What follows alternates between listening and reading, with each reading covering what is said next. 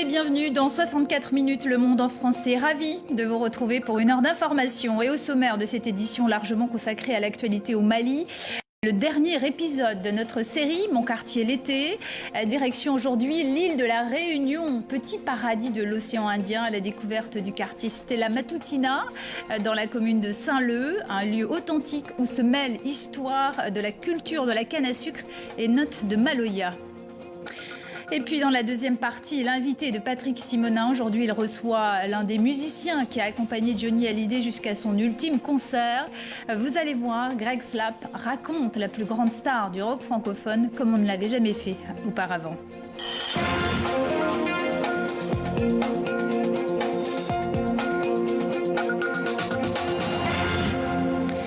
Mais avant, place à l'actualité, une actualité largement dominée par le coup d'État au Mali, au lendemain du putsch mené par des militaires. Analyse et réaction avec notre invité Seydi Kaba ici à Paris et Baba Dakono, chercheur qui sera en direct de Bamako. Au lendemain d'un coup d'État sans violence des militaires maliens, les rues de Bamako étaient calmes aujourd'hui. Depuis l'annonce de sa démission dans la nuit, on est toujours sans nouvelles de l'ancien président malien Ibrahim Boubacar Keïta et de son Premier ministre Boubou Cissé. On va revenir justement sur la situation avec nos invités, avec Seydi Kaba. Merci d'être avec nous. Vous êtes journaliste, écrivain, spécialiste de l'Afrique. Avec nous également en direct de Bamako, Baba Dakono, secrétaire exécutif de l'Observatoire citoyen sur la gouvernance et la sécurité à Bamako. Première question à vous, Baba Dakono. Ce coup d'État, est-ce qu'il vous a surpris ? Non, pas véritablement. Ce coup d'État, c'est une demi-surprise parce qu'il est presque l'épilogue d'une crise qui perdure depuis quelques semaines, qui a commencé avec le mouvement de contestation du 5 juin, qui a commencé justement le 5 juin. Donc, c'est presque une demi-surprise, étant entendu que tous les processus de médiation au plan interne, au plan communautaire ont échoué. On était véritablement dans une situation d'impasse depuis quelques jours à Bamako et au Mali. Seydi Kaba, ce n'est pas le premier coup d'État au Mali et celui-ci, il rappelle celui de 2012 qui avait conduit au renversement d'Amadou Toumani Touré. Oui, à plusieurs égards, le coup d'État qui a eu lieu à Bamako hier rappelle celui de 2012. En 2012, on se souvient que face aux défaites répétées de l'armée malienne face au groupe djihadiste, à sa déconfiture, il y a eu un mouvement de protestation qui était parti des épouses des militaires, qui a ensuite gagné les militaires et même un commando est parti de Kati, comme cette fois-ci, et a procédé au renversement du président Ibeka. Je pense que la nouveauté dans le coup d'État d'hier, c'est que plusieurs facteurs se sont agrégés. D'abord, la crise politique endémique, la corruption, ensuite la situation dans les casernes. Tous ces facteurs se sont mis ensemble et ont conduit à ce coup d'État qui était une des hypothèses envisagées dans la sortie de la crise que connaît le Mali depuis quelques semaines. Alors, on va revenir justement en images sur les derniers événements au Mali. C'est un commentaire signé Sophie Goldstein avec des images d'Aruna Sissoko. On ne les voit pas, mais on les devine hors cadre. Les militaires qui viennent de renverser Ibrahim Boubacar Keïta. À la télévision publique, la nuit dernière, le président annonce sa démission contrainte. Ai-je réellement le choix m'y soumettre? Car je ne souhaite qu'aucun sang ne soit versé pour mon maintien aux affaires. Le président évincé insiste avoir œuvré pour redresser le pays depuis 2013 et pour redonner corps et vie à l'armée malienne. Mais quelques heures auparavant, les militaires sont venus le chercher, lui et le Premier ministre Boubou Cissé. Ils les ont emmenés jusqu'au camp militaire de Kati où tout a commencé par une mutinerie, mardi matin. Dans la nuit donc, la junte dévoile à son tour ses visages à la télévision. C'est le chef d'état-major adjoint de l'armée de l'air qui parle au nom de tous. Nous, forces patriotiques regroupées au sein du Comité national pour le salut du peuple, CNSP, avons décidé de prendre nos responsabilités devant le peuple et devant l'histoire. Ensemble, créer les meilleures conditions d'une transition politique civile conduisant à des élections générales crédibles pour l'exercice démocratique à travers une feuille de route qui jettera les bases d'un Mali nouveau. Une transition politique à laquelle ce membre de l'opposition se rallie. Il ne faut pas accepter cette irruption militaire Mais nous sommes au regret de constater, et si cette crise de trop peut nous permettre d'aller à l'essentiel, c'est-à-dire que revenir très rapidement aux fondamentaux, qui est la démocratie, la République et, j'insiste, la laïcité. En attendant, le Mali est entré dans une nouvelle période d'incertitude. Baba Dakano, l'Union européenne a appelé tout à l'heure à la libération immédiate de l'ancien chef de l'État et de son Premier ministre. D'après vos informations, ils sont toujours retenus par les militaires dans le camp de Kati, non loin de Bamako? Même si on ne sait pas s'ils sont dans le camp de Kati, on sait qu'ils sont toujours retenus par les militaires, probablement dans un endroit sécurisé. Mais on ne sait pas véritablement où ils se trouvent en ce moment. Est-ce que vous avez des informations sur d'éventuelles négociations en vue de leur libération et peut-être d'un possible exil? Pas d'informations véritables, mais des hypothèses. On sait que l'un des premiers défis auxquels sera confronté les auteurs de ce coup de force, c'est la légitimité, la recherche de la légitimité internationale. Et cela se passera d'abord par des discussions, des négociations avec l'organisation communautaire qui est la CEDEAO. Donc, on peut supposer à juste titre que la question des personnalités arrêtées aujourd'hui serait peut-être une question à mettre en avant pour obtenir par les auteurs de ce coup de force des relâchements au plan communautaire, des avancées au niveau de la communauté internationale, une sorte de monnaie d'échange finalement. Seydi Kaba, c'est ça? Ils peuvent servir de monnaie d'échange, l'ancien président et le Premier ministre? C'est une des hypothèses. Ça va être un des éléments de la négociation parce que maintenant, tout va se jouer au rapport de force entre la nouvelle junte militaire et la communauté internationale. On sait que la CEDEAO a vivement réagi, promettant d'isoler le Mali par la fermeture de frontières terrestres et aériennes, sans compter les sanctions individuelles qui peuvent être envisagées. Je pense que tout dépendra des gages que cette junte va offrir à la communauté internationale. Et un des gages pourrait être la libération rapide des personnalités qui ont été arrêtées. Mais il faut comprendre que je pense que pour l'instant, la junte considère que pour des raisons de sécurité, il vaut mieux, pour s'assurer d'abord qu'ils se sont effectivement installés au pouvoir, il vaut mieux avoir sous leur contrôle ces personnalités-là. Seydi Kaba, ce qui a pu surprendre aussi dans ce coup d'État, c'est la facilité déconcertante avec laquelle les militaires se sont emparés du pouvoir. C'est tout à fait exact. Sans violence, on a été assez surpris par le fait qu'il n'y ait eu aucune résistance.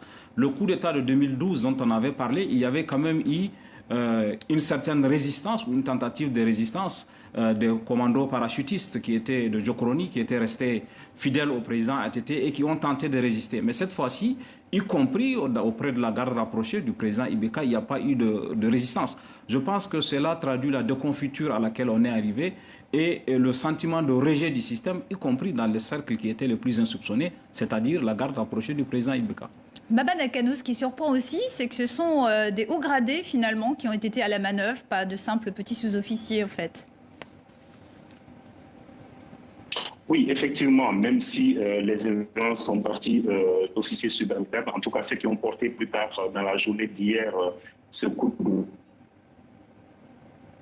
d'officiers supérieurs et qui tranchent avec les pratiques qu'on a observées, notamment le coup d'État de 2012, et je crois que ça a été rappelé tout à l'heure. Mais la différence fondamentale, c'est aussi dans le mode opératoire. Je pense que hier, de 11h jusqu'à milieu d'après-midi, il y a eu une tentative de ralliement de la hiérarchie militaire à cette action qui s'est opérée hier. Donc peut-être ce mode opératoire a permis de fusionner, de converger les vues au sein des forces armées. Et plus tard, vous l'avez vu dans la vidéo de déclaration des auteurs du coup de force, et on voyait pratiquement tous les corps sécuritaires et militaires. Donc il y a eu un véritable travail de ralliement et de fusion des forces militaires à travers ce coup.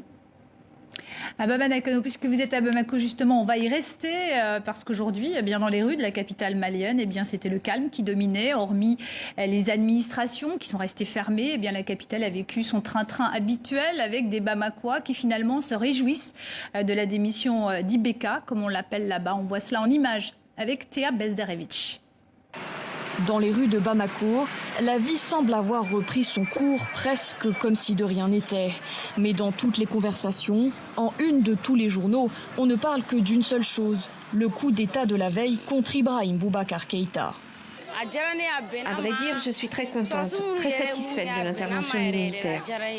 Ça a été vraiment une surprise pour tout le monde. Mais depuis hier matin, en tout cas, la population avait lâché le président. Il fallait l'entrée en danse des militaires pour mettre fin à la récréation. Cela faisait plusieurs mois que la rue réclamait le départ du président malien. Un mouvement de contestation inédit depuis 2012, emmené par une coalition hétéroclite d'opposants politiques, de guides religieux et de membres de la société civile. Pour tous, Ibrahim Boubacar Keïta était le responsable désigné de la crise sécuritaire et économique que traverse le Mali. Beaucoup souhaitent aujourd'hui tourner la page de l'ère Ibeka. La population malienne a beaucoup d'expérience de ce genre de coup d'État. Et cette fois-ci, je crois que le peuple est décidé dans sa majorité à ce que ce coup d'État ne soit pas usurpé et qu'il n'y ait pas un régime qui va suivre et qui va faire du Ibeka sans Ibeka. Mais au lendemain du coup d'État, l'inquiétude est grande et les interrogations nombreuses. Les militaires putschistes ont certes promis un transfert du pouvoir aux civils ainsi que de nouvelles élections, sans pour autant communiquer de calendrier précis. Baba Dakano, vous pensez que les militaires vont rendre le pouvoir facilement ? C'est très difficile à dire dans la phase actuelle. En tout cas, dans la déclaration d'hier soir, il y avait c'était un catalogue de bonnes intentions qui reprenait un peu toutes les grandes questions nationales, des résultats du dialogue national à l'accord pour la paix et la réconciliation, et à la fin qui parle de transmission de pouvoir démocratique, surtout une transition politique et civile. Donc, pour le moment, et comme on l'a observé toujours dans l'histoire du pays, pour rappel, en 1968, à l'occasion du premier coup d'État, il a également annoncé très rapidement la transmission du pouvoir aux autorités civiles. Ils sont restés 23 ans. Aujourd'hui, ce qui peut faire la différence, c'est la capacité aujourd'hui des forces politiques, mais également de la société civile, à rester cette force de protection des droits démocratiques et des acquis obtenus. Ouais, je suis désolée, je suis obligée de vous interrompre, Baba Dakano, parce qu'en fait, la liaison est de plus en plus mauvaise. Je vais me tourner vers vous, Seydi Kaba. Est-ce que vous pensez vraiment que les militaires maliens peuvent rendre le pouvoir, comme le veut l'histoire finalement du Mali? Et puis, quel rôle peut jouer aussi une autre personnalité importante au Mali, l'imam Dicko, dans cette transition? Ah oui, je pense... qu'il peut jouer un rôle politique, l'imam Dicko? Je pense d'abord que les militaires n'auront pas d'autre choix que de trouver un compromis, parce que la pression de la communauté internationale sera telle que le moindre mal pour eux serait un partage du pouvoir avec un scénario à la soudanaise, c'est-à-dire un comité militaire d'orientation et un gouvernement civil qui mettrait en œuvre la période de transition. Ça, c'est une hypothèse envisageable. Mais tout dépendra du rapport de force qui va se créer entre les militaires et la communauté internationale. Et dans le cadre dans ce chemin-là, une personnalité comme l'imam Dicko pourrait permettre de fédérer, pas pour jouer un rôle de premier plan, mais compte tenu de l'écoute qu'il a obtenue jusqu'ici et de sa capacité d'influence à la fois chez les militaires et chez les civils, il peut favoriser la conclusion de compromis dynamiques qui peuvent permettre d'avancer et de sortir de la crise malienne. Alors, l'élection d'Ibrahim Boubacar Keïta avait suscité beaucoup d'espoir, mais l'ex-président malien n'a pas réussi à ramener la paix et la sécurité dans son pays. Son bilan économique n'est pas vraiment un succès non plus. Retour sur ces 7 années passées à la présidence malienne avec Sébastien Duhamel. Août 2013. Après 2 tentatives infructueuses, Ibrahim Boubacar Keïta est élu président du Mali. Un an après le coup d'État qui a renversé son prédécesseur Amadou Toumani Touré, celui qui porte le nom de l'importante dynastie Keïta est également porteur d'un message d'espoir et de réconciliation dans un pays divisé. La réconciliation nationale demeure la priorité la plus pressante. Dès demain, nous enclencherons les actions appropriées pour forger les solutions robustes en vue d'une paix durable Un espoir également incarné 2 ans plus tard par l'adoption de l'accord d'Alger. Sous l'égide de la communauté internationale, le gouvernement malien et les principaux groupes armés du pays s'engagent sur le chemin de la paix. Mais dans les faits, l'application de cet accord reste problématique, un caillou dans la chaussure d'Ibeka. Alors que la question sécuritaire est au cœur de ses promesses, dans le même temps, la lutte contre le terrorisme ne porte pas ses fruits. Malgré l'aide de la France et la mise sur les rails du G5 Sahel en 2014, la menace djihadiste s'étend du nord vers le centre malien. En 2018, Ibrahim Boubacar Keïta brigue un second mandat et l'obtient, mais l'enthousiasme populaire a déjà baissé. Les observateurs parlent d'un bilan en demi-teinte. Le président réitère alors ses promesses de 2013 et jure de faire davantage. Pour les 5 prochaines années, nous avons l'obligation de faire plus et mieux. Mais le temps passe et la colère populaire monte. Dans un pays également miné par une économie moribonde, la société civile dénonce par ailleurs la corruption qu'Ibeka s'était engagé à enrayer. Un terreau pour la contestation qui connaît son point d'orgue le 5 juin dernier, date d'une grande manifestation et du lancement du M5. Un mouvement qui s'appuie sur l'impopularité du président et réclame depuis lors sa démission.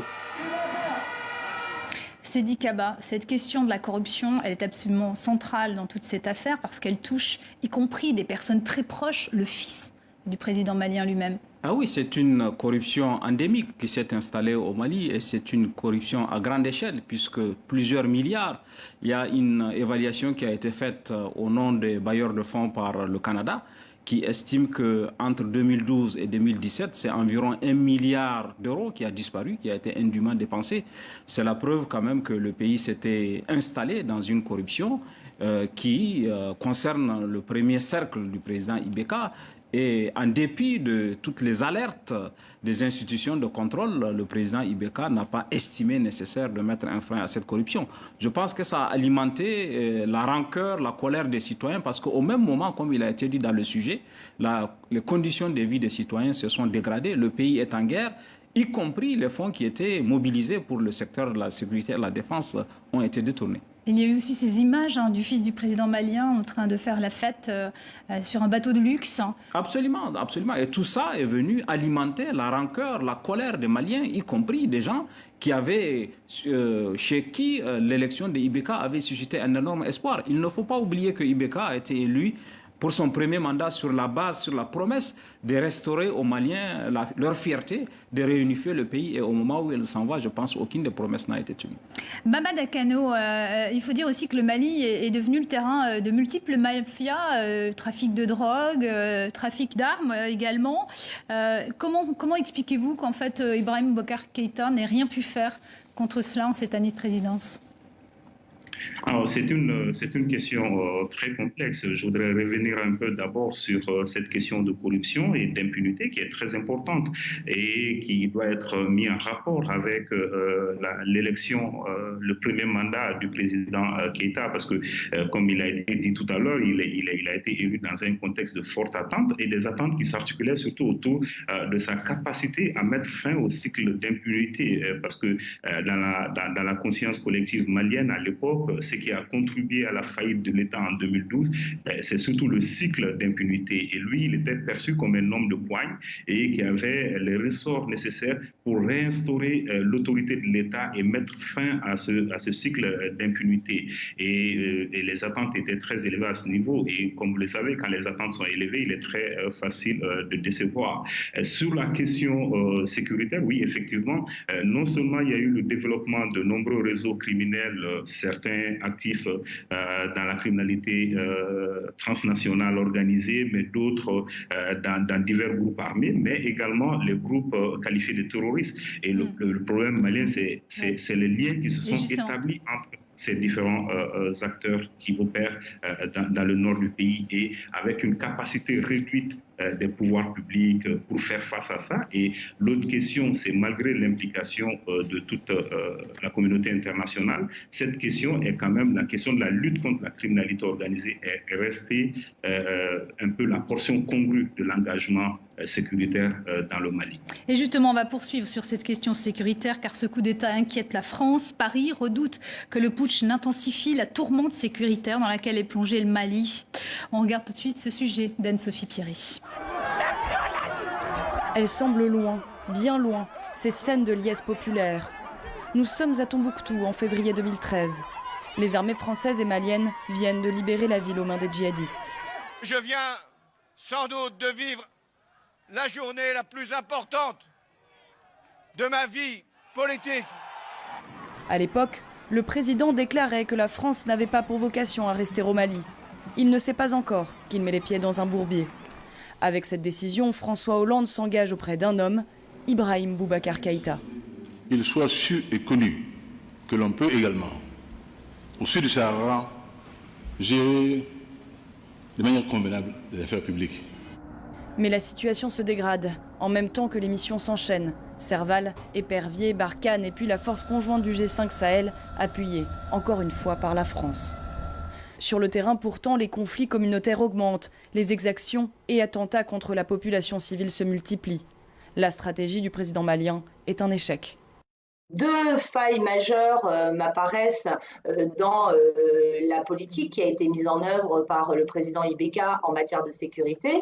Tout d'abord, son échec à avoir empêché les détournements massifs des budgets de la défense. Et d'autre part, le deuxième point, c'est l'échec de sa stratégie ayant consisté à s'allier soit avec certains groupes rebelles, soit avec des milices communautarisées ou des groupes d'autodéfense pour combattre l'insécurité et pour combattre certains groupes terroristes. De plus en plus de voix font entendre leur inquiétude sur l'intervention au Sahel, alors que les djihadistes continuent de maintenir leur influence dans la région. Malgré l'enlisement de la situation, la France s'accroche. L'engagement est là. Nous devons faire davantage en matière de retour de l'État. Et dans beaucoup de régions, il est important que la consolidation de l'État soit maintenue. Je pense en particulier à ce qui doit être fait au Mali. Une phrase aux allures prophétiques au lendemain de la démission forcée d'Ibrahim Boubacar Keïta. Privé de l'un de ses principaux alliés, la France va devoir composer avec de nouveaux acteurs dans un pays et une région où le sentiment anti-français gagne toujours plus de terrain. Baba Dakono, en fait, le Mali, on a souvent l'impression que c'est un pays qui est coupé en deux avec d'un côté le nord et puis au sud Bamako. Comment régler cela et comment réunifier, entre guillemets, le Mali ?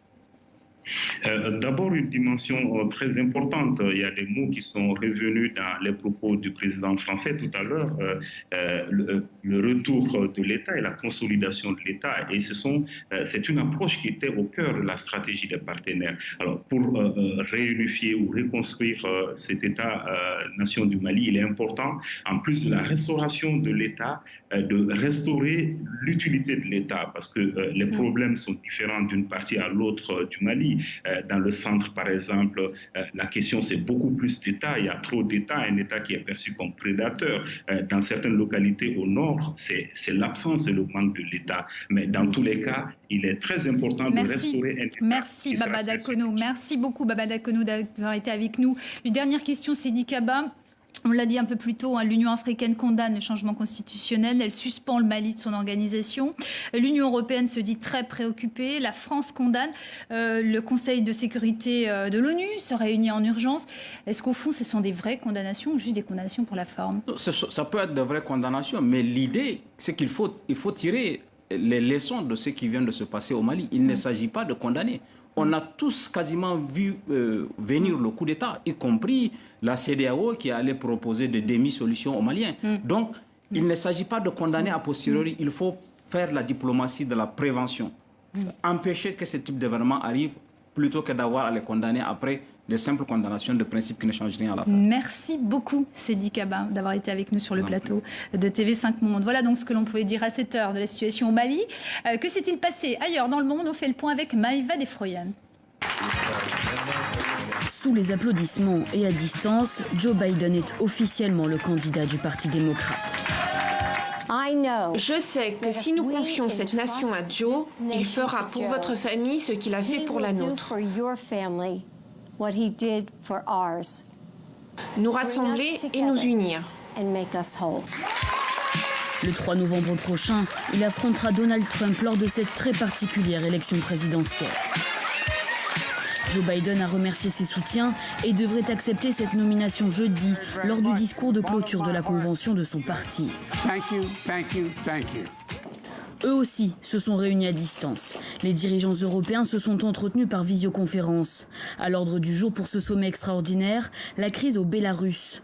Depuis 11 jours, les opposants à Alexandre Loukachenko, le président réélu, sont dans la rue. Convoqués par Charles Michel, les 27 invitent au dialogue et montrent leur soutien au peuple bélarusse. Ils estiment que les dernières élections ont été falsifiées. Des sanctions ciblées à l'encontre d'un grand nombre de responsables de la situation au Bélarus devraient être élaborées. Un match pour peut-être entrer dans l'histoire. Ce soir, l'autre demi-finale de la Ligue des Champions verra s'affronter la redoutable équipe allemande du Bayern Munich et l'Olympique lyonnais. Les Français ne partent pas favoris, mais espèrent créer la surprise. Si tel était le cas, ils rejoindraient le PSG en finale pour un match franco-français. Une première dans l'histoire de la compétition. Autre première en Ligue des Champions, la victoire hier du PSG sur Leipzig 3-0 à Lisbonne. Aux abords du Parc des Princes, les supporters ont laissé éclater leur joie. Il reste encore un match, le match est plus important. Mais franchement, émotion, là, sous le choc. On est choqués, on attend que ça. On attend que ça depuis longtemps, maintenant c'est le moment. Rendez-vous donc ce soir pour connaître l'adversaire du PSG pour la finale, le 23 août prochain. Et oui, et ce sera entre Lyon et le Bayern de Munich. Fin de cette première partie, on se retrouve dans quelques minutes.